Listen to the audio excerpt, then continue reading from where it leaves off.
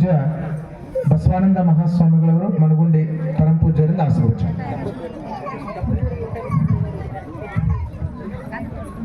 ಓಂ ಶ್ರೀ ಗುರು ಬಸವಲಿಂಗ ವಿಶ್ವಗುರು ಮಹಾಮಾನವತಾವಾದಿ ಬಸವಣ್ಣನವರನ್ನು ಹೃದಯ ಮಂದಿರದಲ್ಲಿ ಸ್ಮರಿಸುತ್ತಾ ವೈರಾಗ್ಯ ಚಕ್ರವರ್ತಿ ಸಿದ್ಧಾರೂಢರನ್ನು ಪರಮ ಪೂಜ್ಯ ಸಿದ್ಧಾರೂಢರನ್ನು ಸ್ಮರಿಸಿ ಈ ಊರಿನ ಈ ಮಠದ ಪೂಜ್ಯರಾದಂತಹ ಮೂಲ ಕರ್ತೃ ಸತ್ಯ ಶಿವಾನಂದರ ಅವರನ್ನು ಕೂಡ ಸ್ಮರಿಸಿ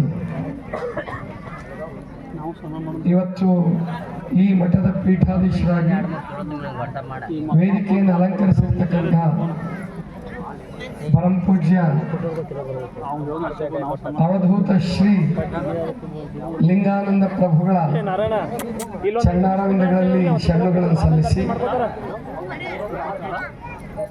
ಈ ಕಾರ್ಯಕ್ರಮದ ನೇತೃತ್ವವನ್ನು ವಹಿಸಿರುವಂತಹ ಅಂಬಡಗಟ್ಟಿಯ ಮಡಿವಾಳೇಶ್ವರ ಮಠದ ಪರಮ ಪೂಜ್ಯ ವೀರೇಶ್ವರ ಮಹಾಸ್ವಾಮಿಗಳ ಚರಣಾರವಿಂದಗಳಲ್ಲಿ ಶರಣುಗಳನ್ನು ಸಲ್ಲಿಸಿ ನಮ್ಮ ಲಿಂಗಾನಂದ ಪ್ರಭುಗಳ ಆತ್ಮೀಯ ಸ್ನೇಹಿತರು ಸಹೋದರರ ರೂಪದಲ್ಲಿರ್ತಕ್ಕಂಥ ಚಿಕ್ಕಮುನ್ನವಳ್ಳಿಯ ದಿವ್ಯ ಚೈತನ್ಯ ಶಿವಪುತ್ರ ಮಹಾಸ್ವಾಮಿಗಳ ಚರಣಗಳಲ್ಲಿ ಶರಣುಗಳನ್ನು ಸಲ್ಲಿಸಿ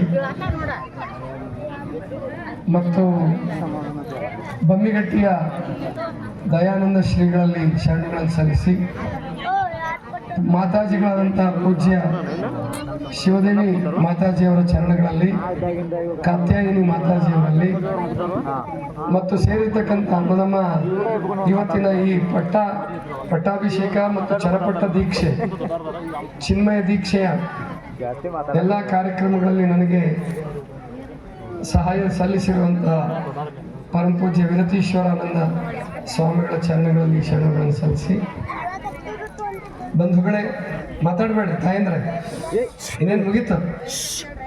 ಈಗ ನಾನು ಮಾತಾಡಿದೆ, ನನ್ನ ನಂತರ ಪೂಜ್ಯ ಲಿಂಗಾನಂದ ಪ್ರಭುಗಳ ಆಶೀರ್ವಚನ ಆಗುತ್ತೆ, ಅಲ್ಲಿ ಕಾರ್ಯಕ್ರಮ ಮುಗಿಯುತ್ತೆ, ಪ್ರಸಾದ ಮಾಡಿ ತೆಪ್ಪೋತ್ಸವಕ್ಕೆ ತಯಾರಾಗರಂತೆ. ಇನ್ನು ಅವಸರ ಮಾಡಬೇಡಿ. ಈಗಾಗಲೇ ನಮ್ಮ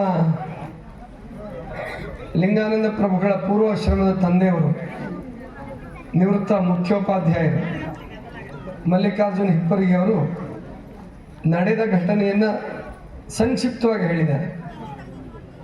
ಇವರು ದಿವಸ ಪ್ರವಚನಕ್ಕೆ ಬರ್ತಿದ್ರು. ಒಂದು ದಿವಸ ಹಿಂಗೆ ಪರಿಚಯ ಮಾಡಿಕೊಂಡ್ರು, ನಾನು PUCಗೆ ಹೋಗ್ತಾ ಇದ್ದೀನಿ, PUCಗೆ ಹೋಗಕ್ಕೆ ಇಷ್ಟ ಇಲ್ಲ, ನಾನು ಮಠಕ್ಕೆ ಬರ್ತೀನಿ ಅಂತ. ನಮ್ಮಲ್ಲಿ ನನ್ನ ಸ್ವಭಾವ ಏನಿದೆ ಅಂದರೆ ಯಾರೇ ಮಠಕ್ಕೆ ಬರ್ತೀನಿ ಅಂತಂದ್ರು ಕರ್ಕೊಳ್ತೀನಿ. ಯಾಕಂದ್ರೆ ಅವರಲ್ಲಿ ಯೋಗ್ಯತೆ, ಅವರ ದಕ್ಷತೆ ಅದು ಮುಂದಿನ ವಿಚಾರ, ಅದು ಪರಮಾತ್ಮನಿಗೆ ಬಿಟ್ಟಿದ್ದು, ಅವ್ರ ಸಾಧನೆಗೆ ಬಿಟ್ಟಿದ್ದು. ಅಥವಾ ಕೆಲವರು ಚೆನ್ನಾಗೂ ನಡ್ಕೊಳ್ಳಾರ್ದೆ ಅವರು ಮತ್ತೆ ವಾಪಸ್ ಹೋಗ್ಬೋದು, ಅದು ಕೂಡ ಪರಮಾತ್ಮ ಇಚ್ಛೆ. ಒಟ್ಟು ಸುನಿಲ್ ಅಂತ ಹೆಸರಿತ್ತು. ಅಷ್ಟೊತ್ತಿಗಾಗಲೇ ದೇಶಭಕ್ತಿ, ಅವರ ದೇಶಭಕ್ತಿ ನನಗೆ ತುಂಬ ಸಂತೋಷ ಆಗಿದೆ. ಕಣ್ಣಿನ ತೊಂದರೆ ಇದ್ದರೂ, ಶಾರೀರಿಕವಾಗಿ ಅನೇಕ ತೊಂದರೆಗಳಿದ್ವು, ಅದು ಬೆಳವಣಿಗೆ ಸರಿಯಾಗಿ ಆಗಿರಲಿಲ್ಲ. ಅವಾಗ ನೋಡಿದರೆ ತುಂಬ ಕುಳ್ಳಗೆ ತೆಳ್ಳಗೆ, ಇದು ಇಷ್ಟುದ್ದ ಇರಲಿಲ್ಲ ಅವಾಗ.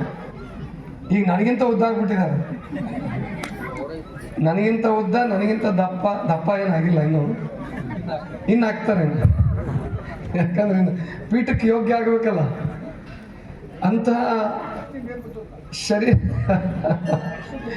ಶರೀರದಿಂದನೂ ವೀಕು, ಕಣ್ಣಿನ ತೊಂದರೆ ಏನೇ ಇರಲಿ, ಅವ್ರ ದೇಶ ಪ್ರೇಮ, ಅವರ ಭಕ್ತಿ. ಮತ್ತೆ ನಾನು ಬರ್ತೀನಿ ಮಠಕ್ಕೆ ಅಂತ ಹೇಳ್ಬೇಕಾದ್ರೆ ಸ್ವಲ್ಪ ಒಂದಾದ್ರು ವೈರಾಗ್ಯ ಇರಬೇಕಾಗ್ತದೆ, ಮೋಹ ಸ್ವಲ್ಪ ಕಡಿಮೆ ಇರಬೇಕಾಗ್ತದೆ. ಈ ಅಪ್ಪಗಳು ಹೇಳಿದ್ರಲ್ಲ, ವೀರೇಶ್ವರ ಅಪ್ಪಗಳು, ಭಿಕ್ಷೆ ಬೇಡಿದ್ರು ಪರವಾಗಿಲ್ಲ ಮಠಕ್ಕೆ ಕಳಿಸಲ್ಲ ಅಂತ ಮಠ ಬಿಟ್ಟು ಹೋಗ್ತಾಳಂದ್ರೆ ಅದು ಆಕೆ ತಪ್ಪಲ್ಲ, ಆ ವಿಧಿ, ಆಕೆಯ ವಿಧಿ, ಆ ಮಕ್ಕಳ ವಿಧಿ ಕಾಡ್ತಾ ಇದೆ. ಗುರುಗಳ ಪಾದಕ್ಕೆ ಬಿದ್ದು ಗುರುಗಳ ಪದರನಲ್ಲಿ ಬದುಕೋದು ಆಕೆ ಪಾಪ ಅದೃಷ್ಟದಲ್ಲಿ ಇಲ್ಲ. ಭಿಕ್ಷಾನ್ನವನ್ನು ಉಣ್ಣುವಂತಹ ಆಕೆಯ ವಿಧಿ ಕಾಡ್ತಾ ಇದೆ. ಆದರೆ ಲಿಂಗಾನಂದ ಪ್ರಭು ಸುನಿಲ್ ಬಂದಾಗ ಈ ಮಟ್ಟಕ್ಕೆ ಸಾಧನೆ ಮಾಡಬಹುದು, ಈ ಮಟ್ಟಕ್ಕೆ ಸನ್ಯಾಸಿ ಆಗ್ಬೋದು ಅಂತ ನನಗೆ ಅಂದ್ಕೊಂಡಿರಲಿಲ್ಲ. ಅವರು ಕೇಳ್ತಿದ್ರು ನನಗೆ ದೀಕ್ಷೆ ಕೊಡಿ. ಲಿಂಗ ದೀಕ್ಷೆ ಅಂತೂ ಮೊದಲೇ ಮಾಡಿಬಿಟ್ಟಿದ್ವಿ. ಲಿಂಗ ದೀಕ್ಷೆ ಪ್ರಾಯಶಃ ತಾಳಿಕೋಟಿಲ್ಲ ಅಥವಾ ಇಲ್ಲೇ ಮನಗುಂಡಿ ಲಿಂಗ ದೀಕ್ಷೆ ಆಯಿತು. ಜಂಗಮ ದೀಕ್ಷೆ ಕೊಡಿ, ಜಂಗಮ ದೀಕ್ಷೆ ಕೊಡಿ ಅಂತ ಕೇಳ್ತಿದ್ರು. ನಾನು ಜಂಗಮ ದೀಕ್ಷೆ ಕೊಟ್ಟಿರಲಿಲ್ಲ. ಇಲ್ಲಪ್ಪ, ಇನ್ನೊಂದು ಸ್ವಲ್ಪ ಸಾಧನೆ ಮಾಡು, ಇನ್ನೂ ಸ್ವಲ್ಪ ಸಾಧನೆ ಮಾಡು, ಜಂಗಮ ದೀಕ್ಷೆ ಕೊಡೋಣ, ಒಂದು 30 ವರ್ಷ ಆಗಲಿ. ಅದರಲ್ಲಿ ನಮ್ಮಿಬ್ಬರಿಗೂ ಜಗಳ ಬರ್ತಿದ್ದಿದ್ದು. ಜಂಗಮ ದೀಕ್ಷೆ ಕೊಡಿ ಅಂತ ಅವನು, ನಾನು ಕೊಡಲ್ಲ ಅಂತ. ಸನ್ಯಾಸ ದೀಕ್ಷೆ ಕೊಡಿ ಅಂತ, ನಾನು ಕೊಡಲ್ಲ ಅಂತ. ನೀನು ಪೂರ್ಣ ಸುಧಾರಣೆ ಆಗಬೇಕು, ನೀ ಶಕ್ತಿಶಾಲಿ ಆಗಬೇಕು, ನಿಂದು ಮಲಗೋದು ಎದ್ದಾಳೋದು ಎಲ್ಲ ಉಲ್ಟಾ ಇತ್ತು ಸಮಯ. ಈಗಲೂ ಉಲ್ಟಾನೆ ಅಂತ ಇಟ್ಕೊಳ್ಳೋದು. ರಾತ್ರಿ 3ಕ್ಕೆ ಮಕ್ಕಳೋದು, 8-9 ಗಂಟೆಗೆ ಬೇಗ ಎದ್ದಾಡಬೇಕಾಗತ್ತೆ, ಏನು ಮಾಡೋಕ್ಕಾಗಲ್ಲ. ಅಂದರೆ ಅದು ಪರಮಾತ್ಮನ ಸೃಷ್ಟಿನೂ ಹಂಗಿದೆ ಕೆಲವರಿಗೆ. ಹಂಗೆಲ್ಲ ವಾದ ವಿವಾದ ಇದ್ದಾಗ ಅದು ದೇವ್ರ ಏನೇನೋ ಘಟನೆಗಳು ನಡೆದು ಆಶ್ರಮದಿಂದ ಬಿಟ್ಟು ಹೋದರು, ಅಥವಾ ನಾನೇ ಬಿಡಂಗೆ ಮಾಡಿದೆ ಅಂತ ಇಟ್ಕೊಳ್ಳಿ, ಅಷ್ಟೊರಗೆ ಹೊಡೆದ್ಬಿಟ್ಟಿದ್ದೆ. ಆಮೇಲೆ ಒಬ್ಬರು ನಿರ್ವಾಣಪ್ಪನವರು ಅಂತ ಹೇಳಿ ಸಂಗೊಳ್ಳಿಯಲ್ಲಿ, ಇವರು ಸಂಗೊಳ್ಳಿ ರಾಯಣ್ಣನ ಕ್ಷೇತ್ರಕ್ಕೆ ಹೋಗಿದ್ದಾರೆ. ಸಂಗೊಳ್ಳಿ ರಾಯಣ್ಣನ ಕ್ಷೇತ್ರಕ್ಕೆ ಹೋಗಿ ಅಲ್ಲೇ ಕಾವ್ಯ ಹಾಕೋಬೇಕು. ಸಂಗೊಳ್ಳಿ ಅಂದರೆ ದೇಶಭಕ್ತ ಸಂಗೊಳ್ಳಿ ರಾಯಣ್ಣ. ಅಲ್ಲೇ ಒಂದು ಕಾವ್ಯಧಾರಣೆ ಮಾಡ್ಕೋಬೇಕು, ಸನ್ಯಾಸಿ ಆಗ್ಬೇಕಂತ ಹೋಗಿದ್ದಾರೆ. ಅಲ್ಲಿ ಗೋಕಾಕಿನ ಒಬ್ಬರು ಸಾಧುಗಳು ಪರಿಚಯ ಆಗಿದ್ದಾರೆ. ಅವರು ಬಂದು ಮಾತಾಡಿಸಿದ್ದಾರೆ. ಅವರು ಅವಧೂತರಿದ್ರು, ಅವರು ಕೂಡ ಹಿಮಾಲಯಕ್ಕೆಲ್ಲ ಹೋಗಿ ಬಂದಿದ್ದರು. ಅವರು ಸನ್ಯಾಸ ದೀಕ್ಷೆ ಕೊಟ್ಟಿದ್ದಾರೆ. ನನಗೆ ಬಂದು ಹೇಳಿದ್ರು ಆಮೇಲೆ, ಹಿಂಗೆ ನಿರ್ವಾಣದವರು ನಿಮ್ಮನ್ನು ನೋಡಿದಾರಂತೆ, ನಿಮ್ಮ ಪರಿಚಯ ಇತ್ತಂತೆ. 48 ದಿವಸ ಅವ್ರ ಜೊತೆಗೆ ಇಟ್ಕೊಂಡು ಇವರಿಗೆ ದೀಕ್ಷೆ ಕೊಟ್ಟಿದ್ರು. ನನಗೆ ಸಂತೋಷ ಆಯಿತು, ಒಪ್ಕೊಂಡೆ ನಾನು. ಇಲ್ಲಪ್ಪ, ಇದು ಪರಮಾತ್ಮ ಇಚ್ಛೆ ಇದೆ, ಬಸವಣ್ಣನ ಇಚ್ಛೆ ಇದೆ. ನಾನು ದೀಕ್ಷೆ ಕೊಡಲ್ಲ ಅಂತ ಹೇಳೋದು ನನ್ನ ಇಚ್ಛೆ ಇರ್ಬೋದು, ಆದರೆ ನಿನಗೆ ಅನುಗ್ರಹ ಆಗಬೇಕಾದ ಬಸವಣ್ಣನ ಇಚ್ಛೆ ಇದೆ. ನಾನು ಒಪ್ಕೊಂಡಿದ್ದೀನಿ. ನೀವಿನ್ಮೇಲೆ ಲಿಂಗಾನಂದ ಪ್ರಭುಗಳಾಗಿ ಸಾಧನೆ ಮಾಡಿರಿ. ಆಮೇಲೆ ಮಠದಲ್ಲಿ ನೀವು ಚೆನ್ನಾಗಿ ಯುವಕರನ್ನ ತಯಾರು ಮಾಡಿರಿ ಅಂತ ತಿಳ್ಕೊಂಡು ಹೇಳಿದೆ. ಈ ದೀಕ್ಷಾ ಸಂದರ್ಭದಲ್ಲೂ ಕೂಡ ನಾನು ಮೊದಲಿಗೆ ಒಪ್ಕೊಳ್ಳಿಲ್ಲ ದೀಕ್ಷೆ ಕೊಡ್ತೀನಿ ಅಂತೇಳಿ, ಪಟ್ಟಾಭಿಷೇಕ ಕೊಡ್ತೀನಿ ಅಂತ. ಯಾಕಂದರೆ ನಾನೇ ಇನ್ನೂ ಪೀಠಾಧಿಕಾರಿ ಆಗಿಲ್ಲ. ಟ್ರಸ್ಟಿಗೆ ಅಧಿಕಾರಿ ಆಗಿದ್ದೀನಿ, ಆ ಟ್ರಸ್ಟ್ ಅಧ್ಯಕ್ಷ, ಮಠ ಕಟ್ಟಿದ್ದೀವಿ, ಎಲ್ಲ ಮಾಡಿದ್ದೀವಿ. ಆದರೆ ಜಂಗಮ ದೀಕ್ಷೆ ತೊಗೊಂಡಿದ್ದೀನಿ ನಾನು ಕೂಡ. ಮಾತಾಜಿ ಹತ್ರ 2 ತಿಂಗಳಿಗೆ ನನಗೆ ಜಂಗಮ ದೀಕ್ಷೆ ಮಾಡಿದ್ರು ಮಾತಾಜಿಯವರು. ಆದರೆ ಚರಪಟ್ಟ ಪೀಠ ಅವೆಲ್ಲ ನಾನು ತಲೆ ಕೆಡಿಸ್ಕೊಳಕ್ಕೆ ಹೋಗಿಲ್ಲ, ಬೇಕಾಗಿಲ್ಲ ಅಂತ. ಎಷ್ಟೋ ಜನ ಗುರುಗಳು ನೀವು ಆಗಲೇ ಪೀಠಾಧೀಶರಿ ಮೀರಿಸ್ಬಿಟ್ಟಿದ್ದೀರಿ ಅಂತ ನನಗೆ ಹೇಳ್ತಾರೆ. ಆದರೆ ನಾನು ಅದು ಯಾವುದಕ್ಕೂ ತಲೆ ಕೆಡಿಸ್ಕೊಳಕ್ಕೆ ಹೋಗಿಲ್ಲ. ಇಲ್ಲ, ನಿಮ್ಮಿಂದನೇ ಆಗಬೇಕು ಅಂತ ಎಲ್ಲ ಭಕ್ತರು ಹೇಳ್ತಿದ್ದಾರೆ ಅಂದಾಗ ನಾನು ಒಪ್ಕೊಂಡೆ. ಬಸವಣ್ಣನ ಇಚ್ಛೆ ಇದೆ, ಮಾಡುವುದಕ್ಕೆ ನಾನು ಯಾರು? ಇವರೆಲ್ಲ ಗುರುಗಳಿದ್ದಾರೆ, ಇಲ್ಲೆಲ್ಲ ಗುರುಗಳ ಅನುಗ್ರಹ ಆಗಿದ್ದಾರೆ. ನಾನು ಸುಮ್ಮನೆ ನಿಮಿತ್ತ ಅಷ್ಟೇ. ನಾನು ನಿಮಿತ್ತ ಮಾತ್ರವಾಗಿ ಅವರಿಗೆ ಚರಪಟ್ಟವನ್ನು ಕೊಟ್ಟಿದ್ದೀವಿ.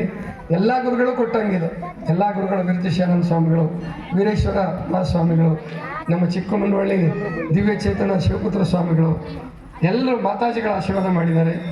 ಎಲ್ಲರ ಆಶೀರ್ವಾದದಿಂದ ಅವರಿವತ್ತು ಈ ಅವಧೂತರ ಪರಂಪರೆ ನೋಡಿ. ಅವಧೂತರ ಪರಂಪರೆ ಎಲ್ಲ ಲಿಮಿಟೇಷನ್ಸ್, ಎಲ್ಲ ಮಿತಿಗಳನ್ನು ತೆಗೆದು ಹಾಕ್ಬಿಡುತ್ತದು ಅಂತ ಶಿವಾನಂದೇಶ್ವರರ ಅನುಗ್ರಹ ಪೂಜ್ಯರ ಮೇಲೆ ಆಗಲಿ. ಅವರಿಂದ ನಮ್ಮ ಕರ್ನಾಟಕಕ್ಕೆ, ನಮ್ಮ ದೇಶಕ್ಕೆ ಒಬ್ಬ ಒಳ್ಳೆ ಸನ್ಯಾಸಿಯಾಗಿ ಅವರು ನಿಮ್ಮೆಲ್ಲರ ಗುರುಗಳಾಗಿ ಇನ್ಮೇಲೆ ನೀವು ಅವರಿಗೆ ತಾಯಿ ತಂದೆನೂ ಹೌದು, ಶಿಷ್ಯರು ಹೌದು, ಭಕ್ತರು ಹೌದು. ಅವ್ರನ್ನ ನೋಡ್ಕೊಳ್ಳಿ. ಜೊತೆಗೆ ನಮ್ಮ ವೀರೇಶ್ವರ ಮಹಾಸ್ವಾಮಿಗಳನ್ನು ಮಾತು ಹೇಳಿದ್ರು, ಇಲ್ಲೇ ನಾನು ಸಮೀಪ ಇದ್ದೀನಿ, 1 ಕಿಲೋಮೀಟರ್ ದೂರದಲ್ಲಿ ಇದ್ದೀನಿ ಅಂತ. ಮತ್ತು ಹಂಗಾದ್ರೆ ಅವ್ರದ್ದು ಜವಾಬ್ದಾರಿ ಜಾಸ್ತಿ ಇದೆ. ಯಾಕಂದರೆ ಅವರು ಸೇನಾಧಿಪತಿ ಇದ್ದಂಗೆ. ಈಗ ವಯಸ್ಸಿಂದನೂ ಹಿರಿಯರು, ಶರೀರದಿಂದನೂ ಹಿರಿಯರು, ಸೆಂಚುರಿ ಮನ್, ಗೊತ್ತಾಗ್ತದೆ, ಶತಕದ ಮನುಷ್ಯರು. ಅವರು ದೊಡ್ಡ ಜವಾಬ್ದಾರಿ ಇದೆ. ಮತ್ತು ಅವರಿಗೆ ಸ್ನೇಹಿತರಾಗಿ, ಸಹೋದರರಾಗಿ ನಮ್ಮ ಚಿಕ್ಕಮನಹಳ್ಳಿಯ ದಿವ್ಯ ಚೇತನ ನಮ್ಮ ಶಿವಪುತ್ರ ಸ್ವಾಮಿಗಳಿದ್ದಾರೆ. ದೂರ ಇದ್ದರೆ ಮನಸ್ಸು ಹತ್ರ ಇದೆ. ಅದಕ್ಕೆ ಅವರು ಇವರೆಲ್ಲರ ಜೊತೆಗಿರಲಿ. ನಾನಂತೂ ಇದ್ದೇ ಇರ್ತೀನಿ. ನಮ್ಮದು ನಾನು ಹೇಳಿದ್ದೆ, ಅವ್ರಿಗೊಂದು ಮಾತು ಹೇಳಿದ್ದೆ, ನೋಡಪ್ಪ, ನಿನಗೆಲ್ಲೂ ಸೆಟ್ ಆಗಲಿಲ್ಲ ಅಂದರೆ ಕೊನೆಗೆ ನಮ್ಮ ಮಠಕ್ಕೆ ಬಾ, ತೊಂದರೆ ಇಲ್ಲ. ಯಾವತ್ತೂ ನಿನಗೆ ನಾನೇ, ಗೊತ್ತಾಯ್ತಲ್ಲ, ನನಗೆ ನೀನು, ನಿನಗೆ ನಾನು. ಅದಕ್ಕೋಸ್ಕರ ನಮ್ಮಿಬ್ಬರ ಸಂಬಂಧ ಅಂತೂ ಎಂದೂ ಮುರಿದೋಗಲ್ಲ. ದೂರ ಇರ್ಬೋದು ಅಷ್ಟೇ, ಜಗಳ ಆಡ್ಬೋದು, ದೂರ ಇರ್ಬೋದು, ಆದರೆ ನಾವಿಬ್ಬರು ಅದು ಸಣ್ಣದ್ರಿಂದ ಬಂದಿದ್ದರಿಂದ ನಮ್ಮಿಬ್ಬರಿಗಂತೂ ಅವಿನಾಭಾವ ಸಂಬಂಧ ಇದ್ದೇ ಇರುತ್ತೆ. ಅದಕ್ಕೋಸ್ಕರ ಜಗಳ ಮಾಡ್ತೀವಿ. ಅಯ್ಯೋ, ಜಗಳ ಆಡೋದಂದೇನು ಬೆತ್ತ ಮುರಿಯಂಗೆ ಹೊಡೆದೇನು ಕೆಲಸ ಅಂಥದ್ದು ಕೂಡ ಆಗಿರ್ಬೋದು. ಆದರೆ ಅದು ನಾನು ಏನಕ್ಕೆ ಹೊಡೆದಿದ್ದೀನಿ, ನನ್ನನ್ನು ಹೆಂಗೆ ತಿದ್ದಿದ್ರು ಅನ್ನೋದನ್ನು ಅವ್ರು ಚೆನ್ನಾಗಿ ಅರ್ಥ ಮಾಡಿಕೊಂಡು ಆ ಪ್ರೀತಿ ಭಕ್ತಿಯನ್ನು ಇಟ್ಕೊಂಡಿದ್ದಾರೆ. ತಂದೆಗಿಂತ ಹೆಚ್ಚಿನ ಸ್ಥಾನವನ್ನು ನನಗೆ ಅವ್ರು ಕೊಟ್ಟಿದ್ದಾರೆ. ಹಾಗಾಗಿ ಅದು ಎಂದಿಗೂ ಹೋಗುವಂಥದ್ದು ಪರಮಾತ್ಮನೇ ಬರೆದಿರ್ತಕ್ಕಂಥದ್ದು. ಋಣಾನುಬಂಧ ನಿಮ್ಗೆ ಹೆಂಗೆ ಋಣಾನುಬಂಧ ಅಂತಿರಲ್ಲ ತಂದೆ ಮಕ್ಕಳಿಗೆ, ಹಾಗೆ ನಮ್ಮಿಬ್ಬರು ಋಣಾನುಬಂಧ ಇರ್ತದೆ. ಅದು ಕೊನೆ ತನಕ ಇರುತ್ತೆ. ಏನೋ ಇವತ್ತು ಪಟ್ಟಾಭಿಷೇಕ ವಹಿಸ್ಕೊಟ್ವಿ ಮುಗೀತು ಅಂತಲ್ಲ, ಅವರು ಪೀಠಾಧೀಶರಾಗಿರ್ಬೋದು, ಆದರೆ ಆತ್ಮೀಯ ಸಂಬಂಧವಾಗಿ ಅವರೆಂದೂ ನಮ್ಮ ಜೊತೆ ಇರ್ತಾರೆ, ನಮ್ಮ ಮಠದವರೇ ಆಗಿರ್ತಾರೆ. ಆಗಿರಲಿ ಅಂತ ತಿಳ್ಕೊಂಡು ಹಾರೈಸಿ ಇನ್ನು ಹೆಚ್ಚು ಮಾತಾಡೋ ಅಗತ್ಯ ಇಲ್ಲ. ಎಲ್ಲ ಗುರುಗಳು ಅಂದರೆ ನಾವೀಗ ಈ ಸಾಂಪ್ರದಾಯಿಕ ವ್ಯವಸ್ಥೆಗೊಂದು ನೀವೆಲ್ಲ ಸೇರಿ ಒಂದು ಸಡ್ಡು ಹೊಡೋದಂಗೆ ಎಲ್ಲ ಗುರುಗಳ ಅನುಗ್ರಹದಿಂದ ಏನು ಸಡ್ಡು ಹೊಡೆದಿದ್ದೀವಿ ಅಂದರೆ ಹಂಗಾಗಬೇಕು ಹಿಂಗಾಗಬೇಕು, ನಮ್ಗೆ ಅಷ್ಟು ಕಾಣಿಕೆ ಕೊಡಬೇಕು, ಇಷ್ಟು ಹಿಂಗೆ ಮಾಡಿದ್ರೆ ನಾವು ಬಂದು ಪಟ್ಟಾಭಿಷೇಕ ಮಾಡ್ತೀವಿ. ನೋ, ಯಾವುದೂ ಇಲ್ಲ. ಭಕ್ತಿ ಬೇಕು, ಶಕ್ತಿ ಬೇಕು. ಅದನ್ನು ನಾವಿವತ್ತೆಲ್ಲರೂ ನೆರವೇರಿಸಿದ್ದೀವಿ. ಅದನ್ನು ಸಿದ್ಧಾರೂಢರು ಒಪ್ಕೊಂಡಿದ್ದಾರೆ, ಬಸವಣ್ಣವರು ಅನುಗ್ರಹ ಮಾಡಿದ್ದಾರೆ, ಮುಗೀತು. ಅವರು ಪೀಠಾಧೀಶರಾಗಿದ್ದಾರೆ. ಇನ್ಮೇಲೆ ಈ ಮಠ ಕರ್ನಾಟಕದಲ್ಲೇ ಪ್ರಸಿದ್ಧಿ ಆಗಬೇಕು, ಆಗುತ್ತೆ. ಒಳ್ಳೆ ಜಾಗ ಇದೆ, ಊರು ಬಿಟ್ಟು ತುಂಬ ದೂರನೂ ಇಲ್ಲ, ಊರಿಗೆ ಸಮೀಪನೂ ಇಲ್ಲ, ಊರಿನ ಕಸ ಒಗೆಯುವಷ್ಟು ಸಮೀಪ ಇಲ್ಲ, ಊಟ ಕೊಡಲಾರ್ದಷ್ಟು ದೂರನೂ ಇಲ್ಲ. ಗೊತ್ತಾಯ್ತಲ್ವಾ? ಪ್ರಸಾದ ನೀಡುವಷ್ಟು, ನೀವೆಲ್ಲ ಪ್ರಸಾದ ತಂದ್ಕೊಡುವಷ್ಟು ಹತ್ರ ಇದೆ. ನಿಮ್ಮ ಊರಿನ ಕಸ ಇಲ್ಲಿ ಬಂದು ಬೀಳಲ್ಲ, ಒಗೆದ್ರು ಇಲ್ಲಿ ಬಂದು ಬೀಳಲ್ಲ, ಅಷ್ಟು ದೂರ ಇದೆ. ಅದನ್ನು ಅವರು ಗುರುಗಳು ಅವ್ರಿಗೆ ಮತ್ತೆ ಜಾಣರಿದ್ದಾರೆ. ಅವ್ರು ಹೇಳಿದ್ರು, ಒಂದು ಮಾತು ಹೇಳಿದರು, ಮಲ್ಲಿಕಾರ್ಜುನ್ ಸರ್ ಒಂದು ಮಾತು ಹೇಳಿದರು, ಆತ್ಮಜ್ಞಾನ ಸಂಪಾದನೆ ಮಾಡಿದ್ದಾರೆ. ಹೌದು, ಕಬೀರ್ ಪದ್ಯ ಹೇಳಿಸಿದ್ರು ಮಾಸ್ಟ್ರು, ನಮ್ಮ ವ್ಯಕ್ತಿಶರಣ ಗುರುಗಳು. ಸರಳತೆ ಎಂಬುದು ದೀನತೆ ಸರಳತೆ ಅಲ್ಲ. ಆ ಪದ್ಯ ಒಂದು ಮಾತು ಹೇಳ್ತಾರೆ ಕಬೀರ್, ತುಂಬ ಚೆನ್ನಾಗಿ ಹೇಳ್ತಾರೆ. ದೀನತೆ ಸರಳತೆ ಅಲ್ಲ, ಅದು ಸಾಧನೆಯ ಅಧೀನ. ಸರಳನ ಸಹವಾಸವೆಂದರೆ ಅದು ಮೀನು ನೀರಿನಂತೆ ಕಬೀರ, ಅದು ಮೀನು ನೀರಿನಂತೆ. ಮೀನಿಗೆ ನೀರೇ ಜೀವಾಣ. ನಮ್ಮ ಲಿಂಗಾನಂದ ಪ್ರಭು ಬಗ್ಗೆ ನಾನು ಏನೇ ಬೈಲಿ ಹೊಡಿಲಿ, ಯಾಕೆ ನಮ್ಮದು ಅವ್ರದ್ದು ಸಂಬಂಧ ದೂರ ಆಗಲ್ಲ ಅಂದರೆ, ನನ್ನ ಸ್ವಭಾವ ಅವರಲ್ಲಿದೆ, ಅವ್ರ ಸ್ವಭಾವ ನನ್ನಲ್ಲಿದೆ. ನಾವಿಬ್ಬರು ಪ್ರೀತಿಸ್ತಕ್ಕಂಥದ್ದು ಒಂದೇ, ಸರಳತೆ, ಪ್ರಾಮಾಣಿಕತೆ, ಸತ್ಯ, ನಿಷ್ಠೆ. ಇದನ್ನು ನಾವು ಪ್ರೀತಿಸ್ತೀವಿ. ಹಾಗಾಗಿ ನಾವಿಬ್ಬರು ದೂರ ಆಗಲಿಲ್ಲ. ಅವರು ಬೇರೆ ಗುರುಗಳ ಹತ್ರ ತಗೋಬೋದಾಗಿತ್ತು, ಇನ್ನೂ ಅನೇಕ ಜನ ಗುರುಗಳಿದ್ರು. ಇಲ್ಲ, ನೀವೇ ಬರಬೇಕು ಅಂತ ಹೇಳಿ ಅವರು ನನ್ನಿಂದ ಆ ಕ್ಷರಪಟ್ಟವನ್ನು ಪಡ್ಕೊಂಡಿದ್ದಾರೆ. ದೇವರು ಅವ್ರಿಗೆ ಅನುಗ್ರಹ ಮಾಡಲಿ. ಜೊತೆಗೆ ನನ್ನ ಹತ್ರ ಐಡಿಯಾಸ್ ಇದೆ, ಇನ್ನು ಅವ್ರ ಹತ್ರ ಜಾಗ ಇದೆ, ಅವ್ರ ಹತ್ರ ಶಕ್ತಿ ಇದೆ, ಓಡಾಡೋ ಶಕ್ತಿ ಇದೆ. ನನ್ನ ಹತ್ರ ಐಡಿಯಾಸ್ ಇದೆ. ಈ ಕೆರೆ ಹೆಂಗೆ ಸ್ವಚ್ಛ ಇಡಬೇಕು, ಮರಗಿಡಗಳನ್ನು ಹೆಂಗೆ ಬೆಳೆಸ್ಬೇಕು, 7 ಎಕರೆಗೂ ಇನ್ನೂ ಮರಗಿಡಗಳನ್ನು ಬೆಳೆಸೋಣ. ಜೊತೆಗೆ ಈ ಮಠ ನೋಡಕ್ಕೆ ಬರಬೇಕು ಜನ, ಆ ರೀತಿ ಮಾಡೋಣ ನಾವು ನೀವೆಲ್ಲ ಸೇರಿಕೊಂಡು.